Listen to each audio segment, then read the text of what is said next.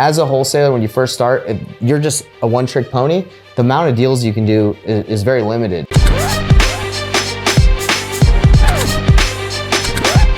This video is brought to you by Fast Track, a partner program where Jerry Norton will fund your deals and mentor you. Learn more at fasttrackwithjerry.com.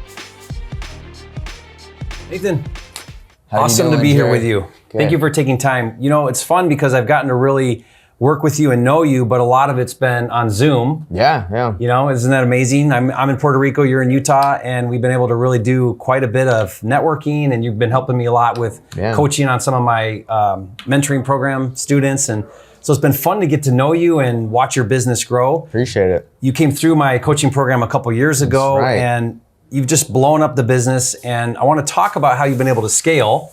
Yeah, it's been awesome. And that's fun. Mm-hmm. But Nathan, as you've grown your wholesaling business, right before we started recording, you said it takes a team. It takes a team, Jerry. Yeah. I mean, I couldn't definitely not do this by myself, especially like the volume that, you know, we're doing monthly and the flips that we've started to do. I mean, because of you. I mean, we just looked at wholesaling as like, that's what we wanted to do, right? But now it's like, you know, flipping is the play. Yeah. I mean, right now, who knows what's going to happen with the interest rates, but right now, and that's the right way to think about it right now, because what I love, Nathan, is you went from like, we just do assignments and that's our business model and we're doing, you know, 3, 4, 5 a month and it's awesome. I don't think we even did a flip into that point. Which is normal. Like I started out the same way, just doing assignments. And I think I didn't touch a different type of deal for like 2 years. Yeah. Just assignments, trying to do as many as I could a month. This is Metro Detroit, long time ago. And then I started to transition. And so watching you transition has been a lot of fun. But what I love about it is, in the conversations we have quite a bit, are you don't want to be a one-trick pony. Not at all. In the business. And you want to be careful too that you don't limit yourself and have blinders on, because then you're missing other opportunities. Yeah, 100%. And so I like to say that I'm a real estate investor, which means like a lot of things, versus like a wholesaler or a fix and flipper or a landlord or whatever it might be. That's exactly what I took from your Fast Track. I mean, you said that if you just think you're a wholesaler, you're putting yourself in a box, right? Yes. And that's what I took from the Fast Track is like, hey, we got to look at every deal and decide what is the best option, right? Yeah. And now when we look at deals, we analyze them for, you know, is this going to be good to buy and hold? Is this going to be a good Airbnb? Is it going to be a good fix and flip? I mean, all that, it helped us a ton to make more money. Yeah, I remember your first wholesale. Yeah, which was fun. We did a video. We'll put the link in the description. If you don't know what wholesaling is, it's basically when you buy it, don't really do anything to it, and just resell it. 100%. Buy at a discount, resell it, and you went from like, you know, what it would have been maybe a, who knows, 15, 20,000 normal wholesale deal, doing an assignment, and made 86, yeah. $86,000. Really cool story. And really nothing to it. We just cleaned it out, paid about $200 and just listed it. Yeah, you know? and why is that? Why will going on market with a deal you buy, why the spread there? Well, right now inventory has been pretty low, so buyers in Salt Lake City, Utah, they're going to buy something that maybe previously they wouldn't, right? Yeah. And that's why we're able to get the amount of money. And I think like when you wholesale deal, it's fine, you know, if it's quick cash, but you kind of give up the spread that the flipper is going to make, right? So now we're like, hey, we don't really need the flipper. Let's just list this thing. And it's been helping us tremendously. Isn't that amazing how like it used to be, here's fully renovated, here's wholesale, and then there's all this room in here in the market, right? Yeah. And now retail buyers are like creeping up, where the price they'll pay for an unrenovated home is not that far off sometimes. It's not. Like maybe you can discount it like 10, 20,000 and they're like, hey, that's cheaper than what like a flipped house, and I can do a little of the work myself. So it's been helping us a lot. I mean, we just have one in Payson, you know Payson, Utah, where we bought it and literally just carpeted and painted it, and now we're going to do like another $80K wholesale deal. Awesome. It's crazy. So if you think about this, when you take it down, then it opens up a whole bunch of options, 100%. Right? You mentioned a couple of them. But even with flipping, you can do nothing and just resell. You can do a punch list, which sometimes is necessary, because if you're going to retail it, there's probably a few things to fix. Exactly. You could do a super lipstick on a pig type carpet paint where you're still not doing much. You're not doing new counters and new tile and all of that. or you can go to that next level and do kitchens and baths. Right. And we did do one that was a little higher end that we told you about, where we made our biggest. It was our first like real flip. It was our first like big one. Real one. Yeah. But then you can go all the way up to like complete redesigns where you're putting in, you know, headers and roofs and windows and big heavy rehabs. Right. Yeah. And anywhere in between. And so what's awesome is to do what you're doing where you love it. You look at the deal and you're like, okay, what's our best exit? I love it because you put those numbers in. So it's just a math calculation pretty much on the calculator. You're like, okay, what would it be like if we put 50K into it or 100? What would the ARV, what could we get? And what if we put 0? And then you see those numbers and it's just like easy at that point. You just make the best decision for the team. And sometimes it's not always go all the way because there's time, energy, and effort when you do the big part. The whole time, right? It could be, you know, go all the way. You might hold it for 5-6 months, but a wholesale might be two months, you know? Yeah. So you have to kind of look at where am I at in my business? Where am I at with deals? What kind of bandwidth do I have right now? And then make those decisions. But isn't it amazing? Isn't the business awesome when you have options? Oh, I love it. And the cool thing is, like, when you just wholesale, you're limiting yourself to that. And I feel like lower spreads sometimes. Depends like how great your buyers are. But if you can do wholesaling to keep the cash flow coming in while you flip, I think that's, if you can leverage both, that's where the business starts exploding. If you're just wholesaling always, you're not gonna make as much, in my opinion. And you know, in this business, you definitely, with the marketing spend, you have to maximize every deal right now. I kind of like to look at it like this. So your fix and flips are like your get rich money because you don't have a lot of control over when that thing's going to actually close and sell. A little bit, but right, like you get a deal and maybe it's a 4-month rehab or whatever you're going to put up for sale, sell it.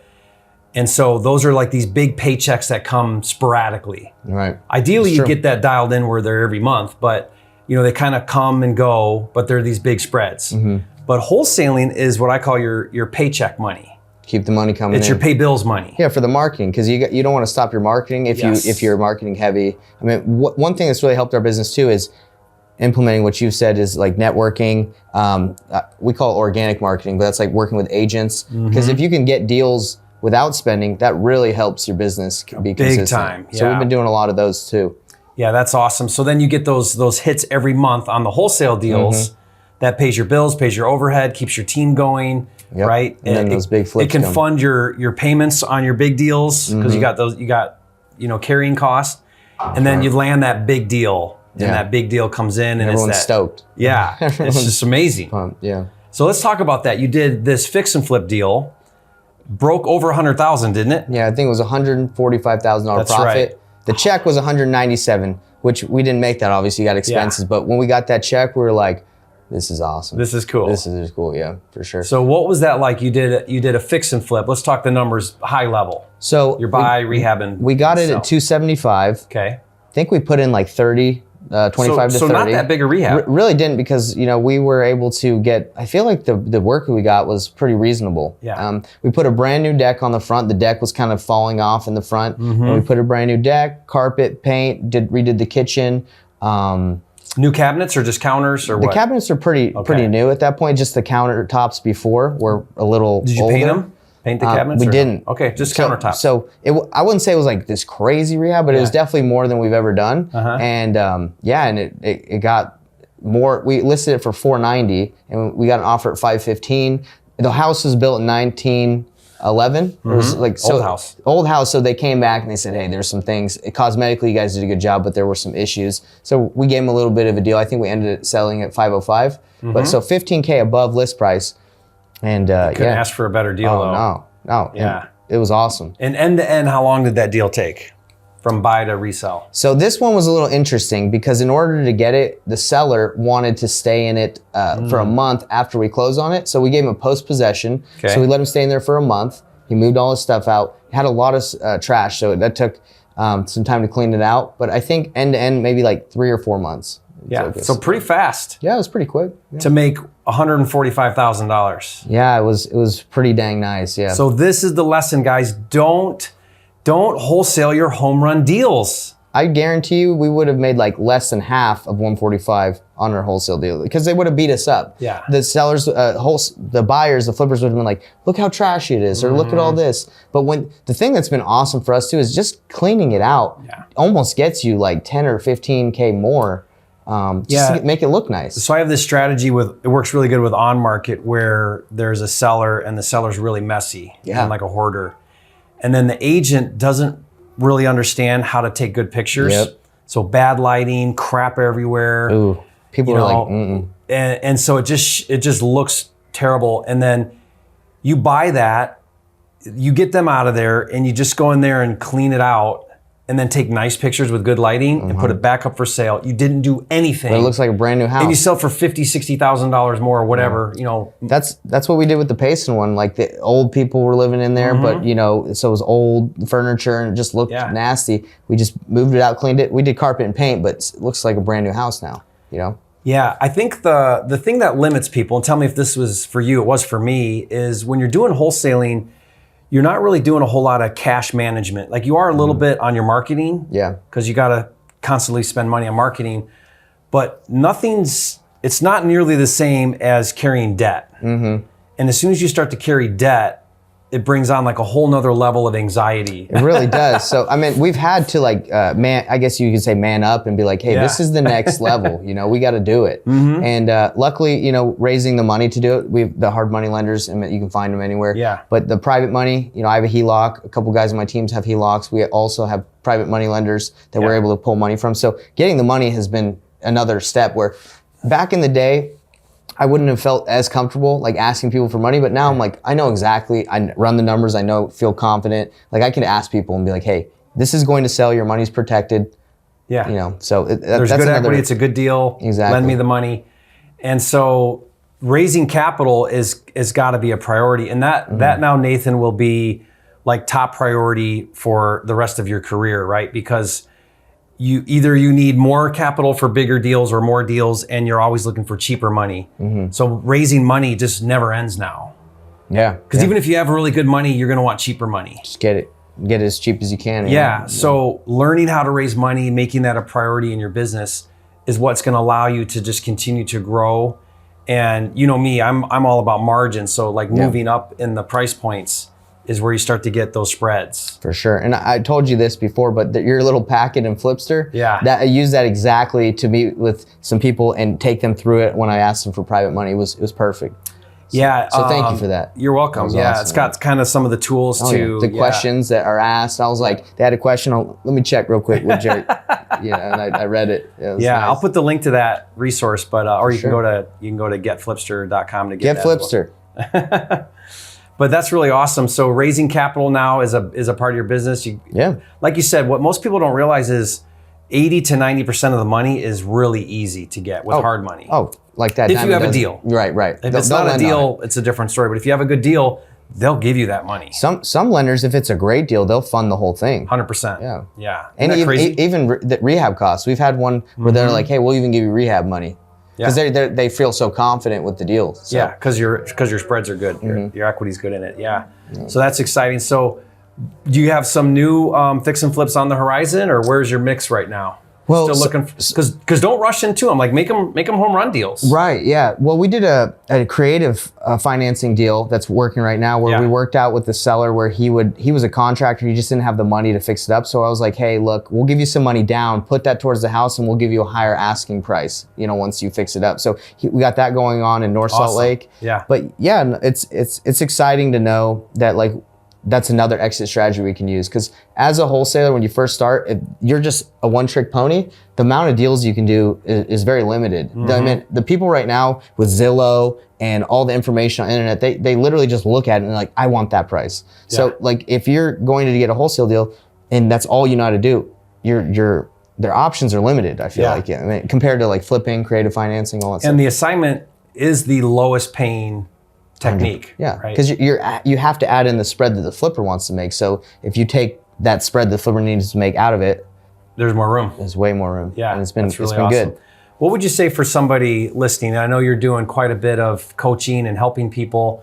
What would you say for new investors would be the biggest thing that you could tell them to do to either get that start or maybe even transition out of assignments only, into maybe some different types of deals? What do you think's the thing that kind of holds people back? Well, what held us back was not feeling confident that we could do it, and not knowing our numbers and maybe running the math and feeling like we could take on the risk. That was where I was at. But there came a point where I was like, look, all these flippers are making great money right now, and we're giving them like those spreads to do it. Like we can do exactly what they're doing. Yeah. We know how to go on Thumbtack or any of these like sites right now and hire a contractor, go on Facebook. So we just started doing it. But I would say, for when I talk to students or people that are new, just take action. Like you're not going to learn it from just watching stuff. You're going to learn it from action. And that's how we've gotten to this point. We literally just did it, and we could have failed, but luckily we didn't. Yeah, I love that about you, Nathan, and your team, Corey, and your guys, because you guys are constantly trying to learn.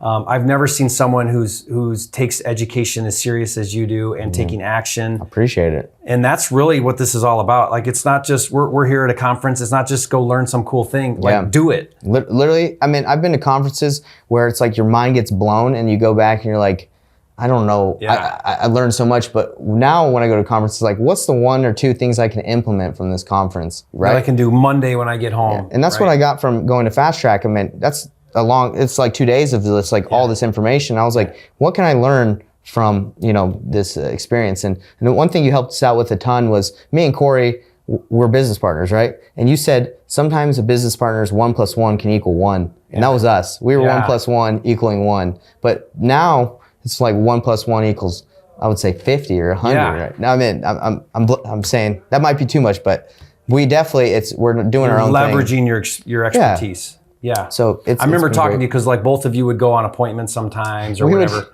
We drive to appointments together because we had fun. We're buddies. We went to college together, and our team, we're all friends. So it's sometimes we just like to hang out and go on appointments. So, but definitely really transitioning into a business where you're leveraging the people on your team to do way more than you're doing on your own. Yeah, and one last thing about that question, like what I tell new investors is learn the math. Like learn how to crunch numbers, because you can definitely, if the numbers make sense, you'll feel confident. But if you don't know how to run a really good ARV, know your rehab costs and where you need to get it, even the hard money, if you don't know how to do that stuff and feel confident, you're not going to want to flip. Right? But flippers, they feel confident because they look at their numbers and they're like, okay, this makes sense. And because you guys do nationwide, this is something you've learned really well. You guys are really good at it. In fact, you've helped a number of my students dispo their deals. You're always offering that. So guys, leave a comment. Nathan will watch the comments too. But if you need help to dispo a deal, it doesn't matter where it's at. Nathan and his team, they'll get on that. They'll find you a buyer and they'll JV with you on deals. We got nationwide buyers lists. We've paid a lot of money in starting nationwide and going all over the country. We were buying buyers lists like crazy because we're like, we need to figure this out. So we got buyers everywhere, and we have a good process. Or you'll find a buyer. We'll find a buyer. Yeah, because you know how to find them. And really, it takes finding a buyer. Sometimes it just takes a lot of effort. You got to make a lot of calls, a lot of texts, but we got the manpower. That's awesome. Yeah, we'll help you out. And you're doing a YouTube channel now, putting out some great content. Love to see that. Jerry, we'll put that below as well. I'm really just following your footsteps. I'm like, what's Jerry doing? Okay, he's flipping. He's got the YouTube channel. I got to do it all. But that's the awesome. way. You got to learn from others that are doing things and just follow them. So love that. Thank you. Well, guys, make sure you follow Nathan. Him and his team are doing some cool things, and you've got your team with you. I brought my team. I don't ever leave the house without my team. I don't leave anywhere without my team. I got to tell you, Nathan, I love the environment that you create. I appreciate it. Yeah. My son works for you, and I've met, Corey and some of your guys. But how do you create? What is it that you create there that's so special? I mean, I feel like they all have. It's not just like a job, but they care and they feel a part.